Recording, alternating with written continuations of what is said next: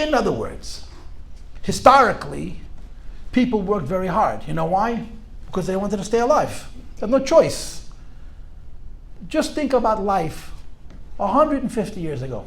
Not more, just 150 years ago, before there was electricity, and for most people before there was indoor plumbing.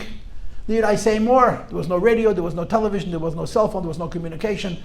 The most informative entity in your world was a book. Could you imagine how primitive a world that was, that people actually read books? Who reads books? You have libraries. I have 100,000 books right here on my phone. So people worked hard because they needed to.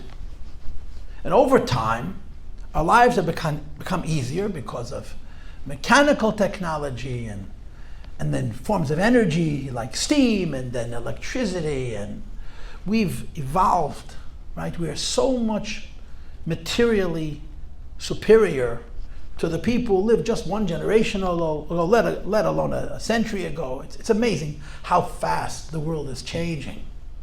And one of the things that has changed over this period of time is that for most of us, work no longer means with your hands on your feet. It's with your mind.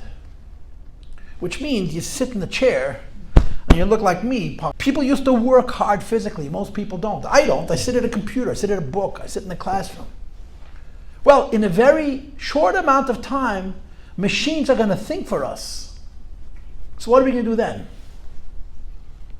If physical labor has been basically been placed into our historic past, and then in a relatively short time, in the next 50 years, intellectual labor, brain power, including creativity to some extent, according to the prophets of AI, are going to they'll do it better than us and faster than us, and they'll never make mistakes. So what are we going to do? We're going to become redundant. Who's going to need people? So what are we going to do? I'm asking a question. I understand that there's people who are seriously worried about that. I know my answer. I'm going to study Torah. That's what I'm going to do. I'm going to be busy. I'm going to work hard at what I enjoy.